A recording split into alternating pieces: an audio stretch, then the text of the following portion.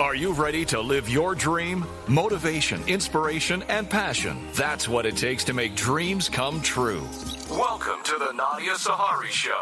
Our guests will share important tips, insights, and knowledge to help you fulfill your dreams of success. Here's your host, actress, author, entrepreneur, Nadia Sahari. Yes, hello. This is Nadia Sahari, your host with the Nadia Sahari Show. Today we have an interesting guest. She's incredible. She's beautiful. She's from China. And we are going to talk about her book. She is an author. But before we continue with that, I just want to say that I love doing this show because our guests, my guests, have so much knowledge and so much experience. They've failed, they've succeeded, they keep on going, they never give up, and that's why we're doing what we do. And that's why I invite them to this show to give their secrets, their journey, and the challenges. How they did it, how did they do it, what are they doing now to maintain that success. My guest today is an author, and she is incredible, and you're going to enjoy this show. I want you to listen. She has a great story to tell. And I would like right now to introduce to you Cindy Yee Kong. Welcome to the Nadia Sahari Show. I'm so happy to have you on the show right now. To be on your show, and thank you for the opportunity. You're welcome. I'm so glad. And I know that you have a great story to tell. You are an author. And you are from China? You were born in China? Yes, I was born in China. Then my family and I immigrated to New York City when I was 10 years old.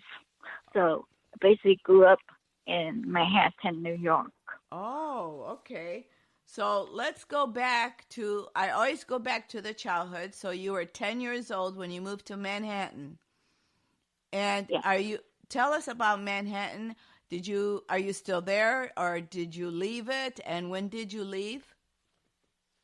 I left New York City in 1999, and I moved to Tulsa, Oklahoma. Oh, okay. And I came here originally to go to Bible school. Uh-huh. So then I graduated in 2001, and 2004 I met my husband, then we got married. Oh, congratulations. Thank you. And we just celebrated our 15 years anniversary. Well, see? Today is our wedding anniversary. Oh, my goodness. And I just said congratulations and didn't even know it. Wow, happy anniversary. Thank you. In your bio, I read that you were born with a genetic disabling condition known as dopa-responsive dystonia while growing up with an abusive alcoholic family. And it took you 4 decades to get the help that you needed. So do you want to tell us a little bit about that? Yes. So basically, when I was living in Hong Kong, I was just a normal little girl. Yes. And, I could play, I could walk, I could talk and coordinate my feet. And all of a sudden, little by little, when I was 8 years old, I had started having trouble getting weakness in my hand. It was a gradual process. And my hands getting weak, then my hands started shaking. Then I couldn't walk and barely could walk a few steps, just muscle get out of control. So my mother took me back to China to see doctors, and she had to carry me in her back because I couldn't walk. And so we went to numerous doctors, tried different medicines, and helped temporarily.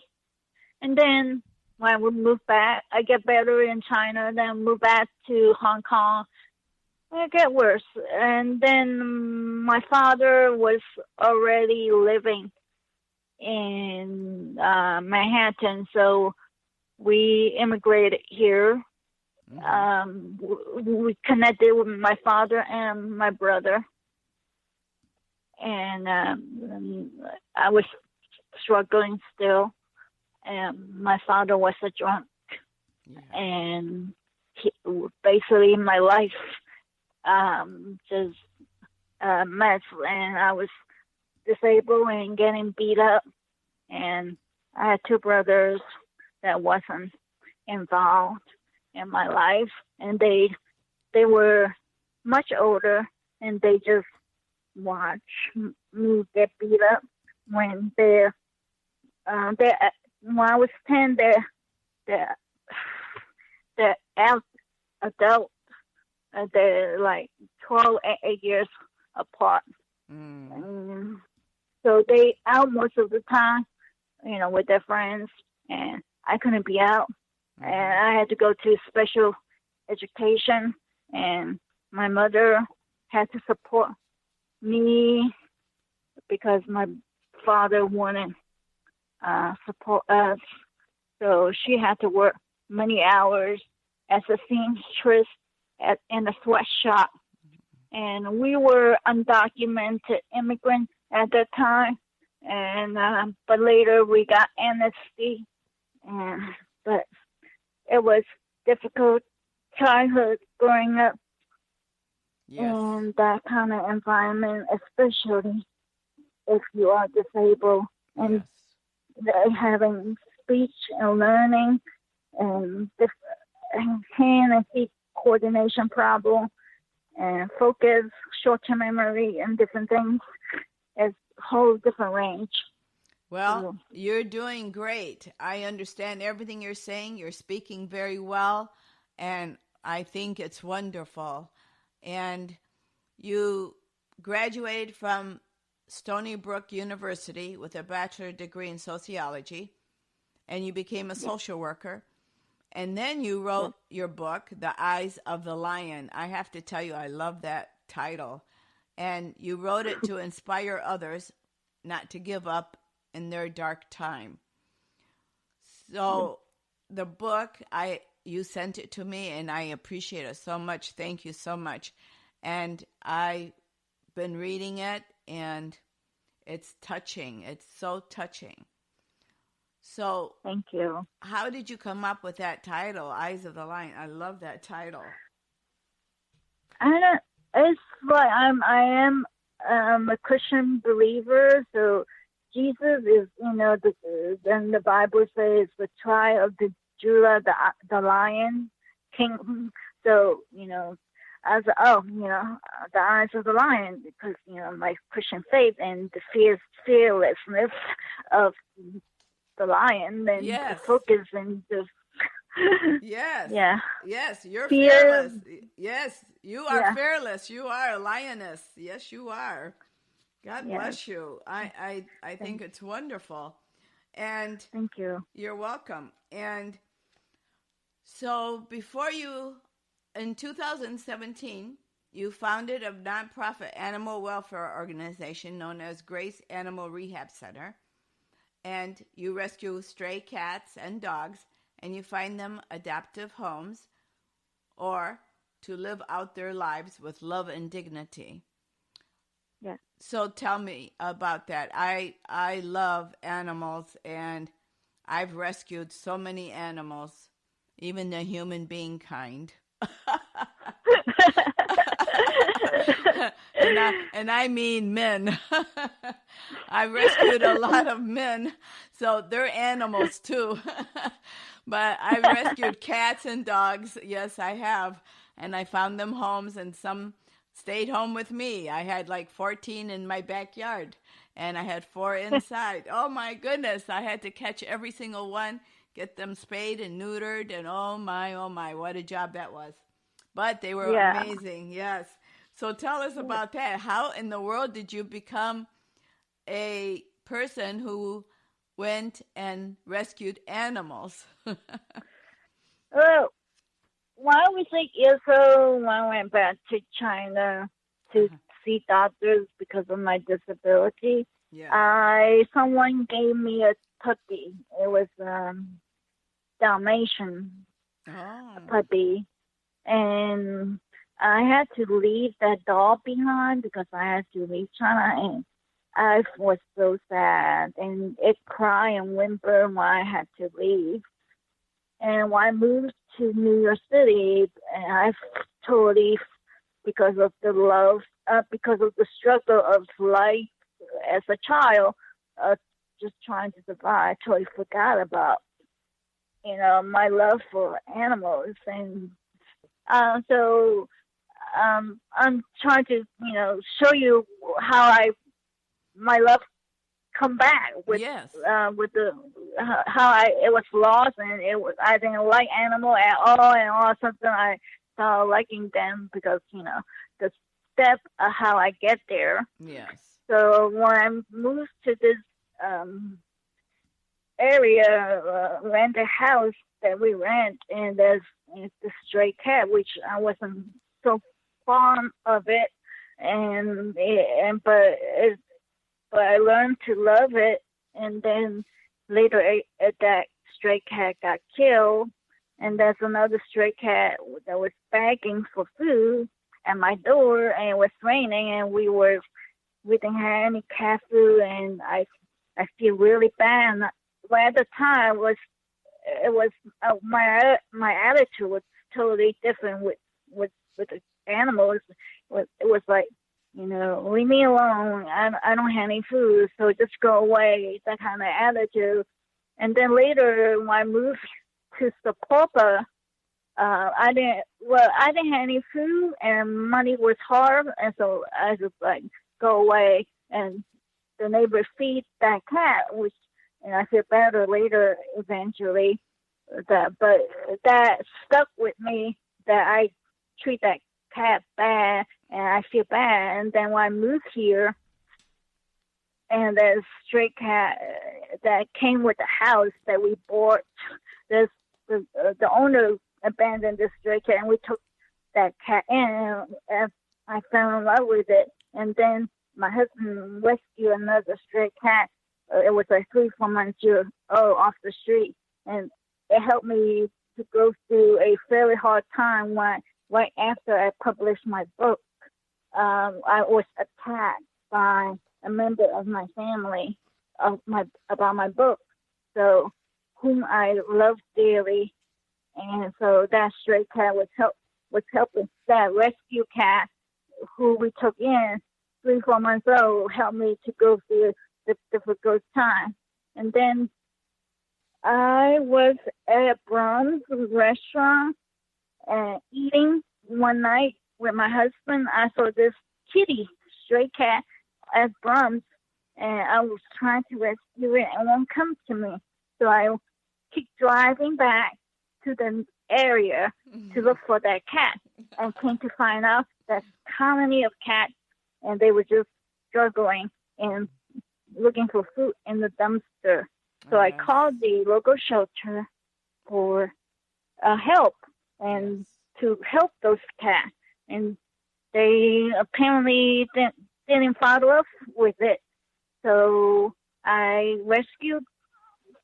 trapped them and put it in my house, and they were so scared, and they were feral. They were the first feral cat we rescued, trapped, and he was jumping up in the sky. And so from then on forward, we tried to place them in the private shelter, but somehow they don't want the stray cat that I rescued, and they keep me off the waiting list. So I started this because I can't keep all the stray cats, and some rescue here don't want it. So I started it so I could rescue them at the same time, place them. So I don't, place them if they have a medical condition that is chronic medical condition. They cannot be adopted, like stomatitis or blindness or terminal condition. They get to stay here. So, but because, it's just the cat and dog. I had one dog that he was in terrible shape. And we was able to help him to get his health, his insecurity to work out, and he got adopted with his forever family. No. So we don't give up on them, and I try everything to keep them. Wow. God bless you. You're doing that is amazing. So I have to talk to you about that. I did the same thing. I bought a house and it had 3 cats, and and they gave one of them had a litter of kittens, and that's when, oh my goodness, I had to trap each one and get them fixed. Yes, I went through the same thing, and I just let them stay in the backyard. We're going to take a short break, and we'll be right back, so don't go away, Cindy. Check out the all-new Nadia Sahari Show. It's today's hottest new talk show and rated 5 stars on iTunes, featuring amazing guests and inspiring stories of today. All genres, all dreams, no limits. Visit thenadiasaharishow.com and get the app for Apple and Android. Easy streaming and listening. Have a business? Why not become a sponsor of the show and take your brand to the next level? Email us at info@thenadiasaharishow.com for our complete sponsor and advertising package deals. Let the show inspire you, motivate you, and educate you to your dream and to your success. Only on and always on the Nadia Sahari Show, the place where dreams really do come true. And we're back with Cindy Yee Kong. She is an author of The Eyes of the Lion. She has a remarkable story. We were talking about rescuing animals. She has started a nonprofit to help and save cats and dogs and find them homes, forever homes. And are you having a lot of success where you are able to find homes for cats and dogs? Is it working out really well for you? Well, we're considering, I'm the only one right now operating day-to-day operation, and with my disability, I think I'm having a somewhat a success of placing them home. Yes. Yeah, they had good retention rate. Good. And we offer support, follow-up.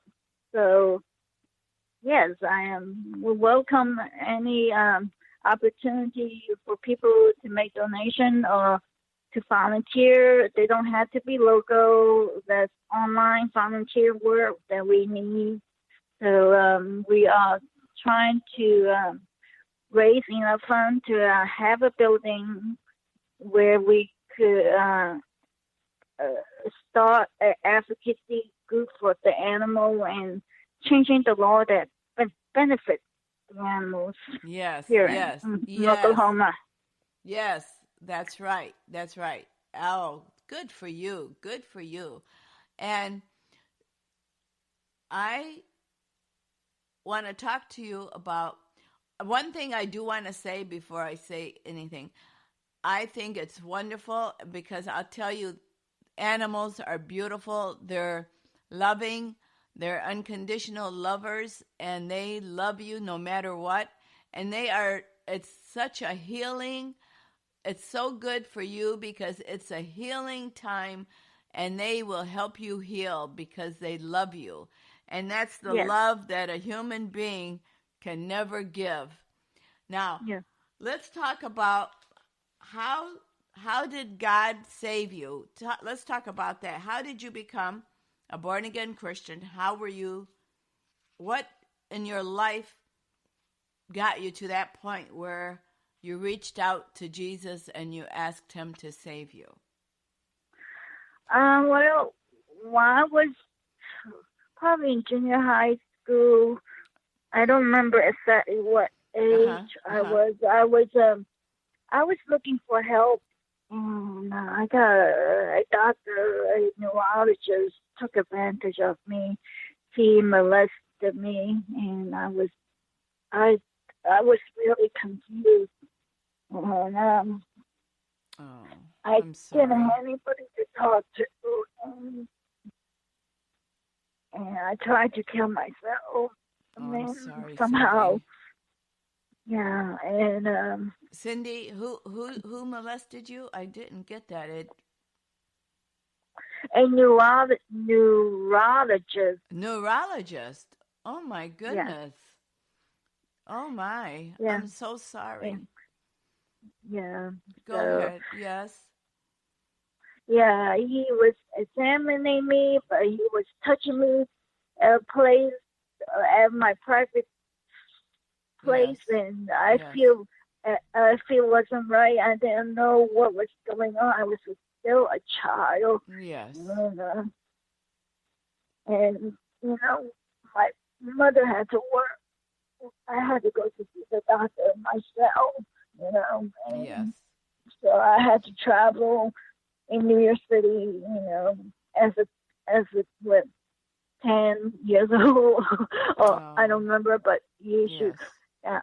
I had to do stuff on my own, Yes. and so I tried to kill myself, and that with sleeping pills and gargoyle, and then I was nothing happened to me. I was awakened the next morning, and somehow deep inside of me that I knew there is a living God that was watching over me. Yes. I was mad at him, and at the same time I was crying out to him. I said, "Who are you? Why are you keeping me alive?" And so I kept on living until in high school I met this lady, this friend of mine in high school, and I kind of expressed my trouble to her, and she's like, Jesus could heal you. And I went to her church and got saved, and then Oh. my condition got better, and eventually I was able to go to Stony Brook University and graduated, and eventually, then later, my condition, I was properly treated after I graduated, and my condition was properly diagnosed and treated later.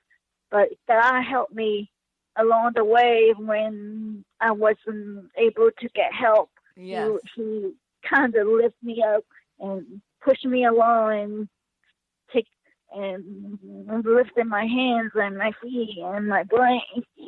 And so. That's wonderful. That is wonderful. Praise the Lord. Yes, I love it. I understand exactly what happened and why. And I went through a lot of childhood trauma myself, and as a teenager and adult. And I tell you that I wouldn't be here today if it wasn't for Jesus and prayer and believing and having faith. And I'm so proud of you. You're so heartwarming, and I'm just proud of you that you've come so far, and you sound amazing. And then you went to John Hatfield, PhD, who does cognitive rehabilitation. Yes. And he and Marie Hatfield, Yes. RN, and their cognitive development program helped to stimulate the growth and development in your brain through neurogenesis. Let's talk about that. Tell us about those two people, what they did, and how instrumental they have been in your life. Well, before I actually know what was happening. Uh-huh. I always, in the days, in other words, before I had to go through the therapy, before I went to see a speech therapist who referred me to John and Marie Hatfield, my brain, it was like, ADHD kind of thing where I could be heading to do something, or I need to do this. Once I walk into that room, I will forgot why I just going in that room for. It happened so often when I was a kid. Yes. And so that helped me to have better short-term memory and better focus, and where that lapse of memory happen less frequently.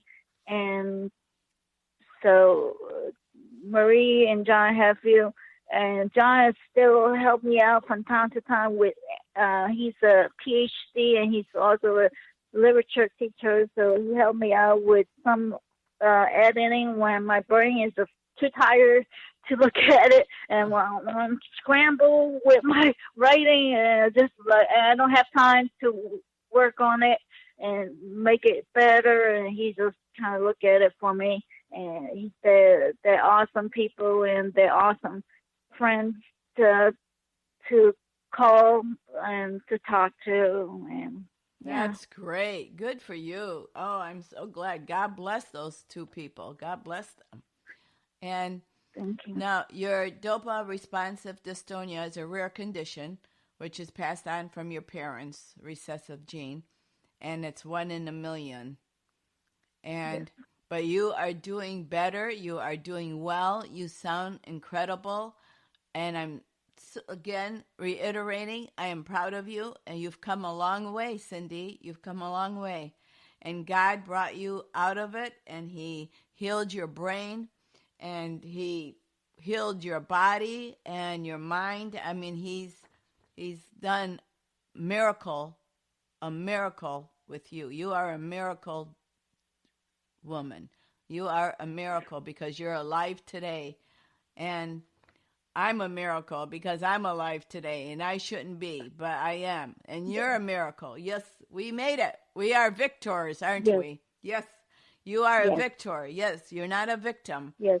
And I want to ask you, well, how can the readers get your book, The Eyes of the Lion, so they can read about your life? It's about Cindy's life. It's about her disease. It's about her getting saved. It's about her life and the miracles in her life. How can they get it? How can they get this book? They could get it at Amazon or Barnes & Noble. Just type my name, Cindy, CindyYeekong. Or they could go to my website, CindyYeekong.com, and get my book. Okay. And how about your nonprofit organization of helping animals and rescuing animals? What is that website? It's called www.garcok.org. G as in Grace, Yes. Animal Rehab Center in Oklahoma.org. GARCOK.org. Great. Wonderful.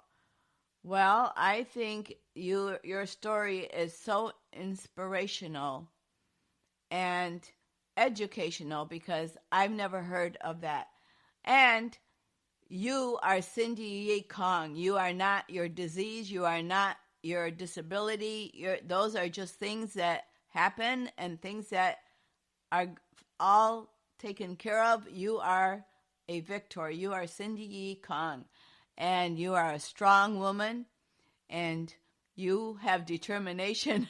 And you are incredible because we've been like chatting back and forth. And I'm so impressed with you. And I thank you so much for being on my show. And I wish you the best in life. God bless you. And I would love to keep in touch with you and find out where you are, what you're doing. And your book is incredible, and I'll finish reading it. And you are a miracle child. God bless you, Cindy. God bless. Thank you. God bless. Bye-bye, sweetheart. Bye-bye. I want to thank Cindy Yee Kong for being my guest. What a beautiful heart. What a beautiful story. She's been through so much in her life, having the disability and having the abuse. And now she is free and she's living her life victoriously. She has a good husband.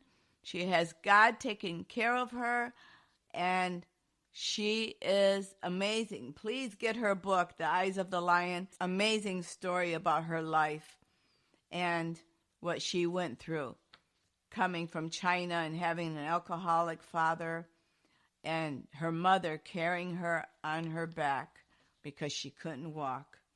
Thank you, Cindy, for being my guest. You touched me, and I would be crying right now if I wasn't on air, because you are a success story. You are a beautiful heart. God bless you.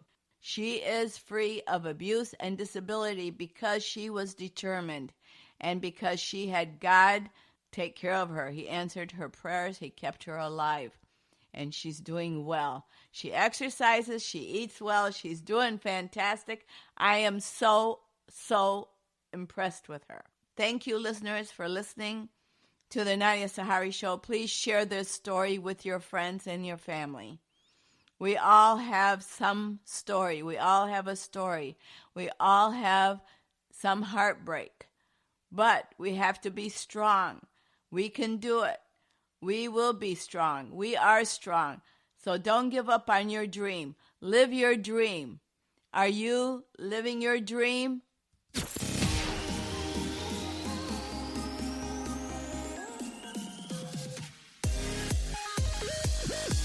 Thanks for tuning in with Nadia and her guests. For more info, episodes, and connection, please visit our website, thenadiasaharishow.com. Share episodes with your friends. Follow us on Spotify, iHeartRadio, iTunes, Instagram, and most importantly, never give up.